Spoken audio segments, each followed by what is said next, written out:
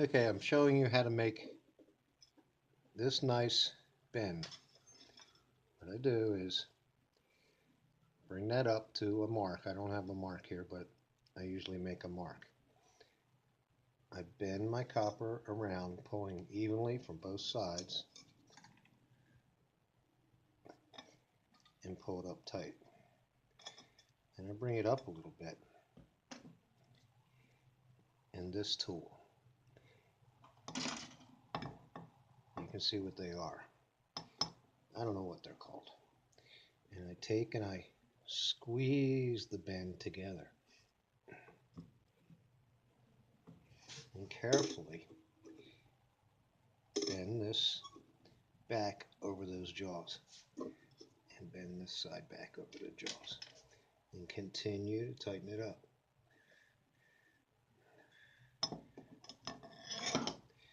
That gives you a nice tight bend. Too tight, so you have to open it up a little bit.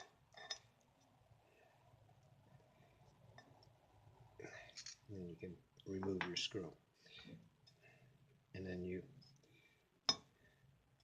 just tighten it up. Just tighten it up. Now to make this joint better, I take the ball peen hammer.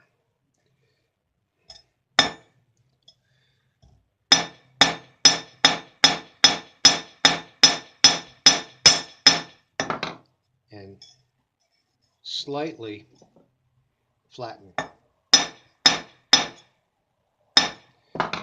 the joint. That gives you a nice round bend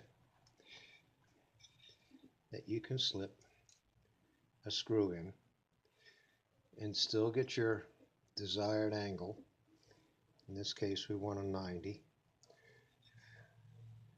So we have a nice 90-degree angle, more or less. And it sits flat all the way around the screw. This gives you a nice tight joint. It won't squeeze out. Under windy conditions, it won't come apart because it's a nice tight joint. This is a number 12 screw, sheet metal screw. And I screw that into the insulators. This is just a regular bend, and you can see the copper only covers half, so you get half a joint, and you get what I call a sloppy joint, and the copper can squeeze out.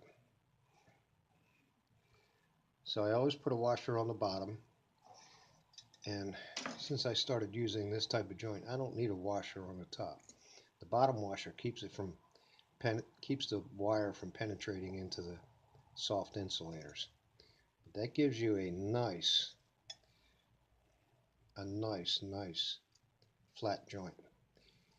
Now when you hammer this, you're not trying to make a penny out of it. You just want to hammer it so it's fairly flat on both edges. It's nice. It doesn't have to be perfectly round. And then you configure it to your angle if you're making whiskers or if you're making a gray hoverman. You just bend it to your angles. And when you tighten this down, it'll stay tighter. It'll put up with vibration from the wind, and hopefully this helps.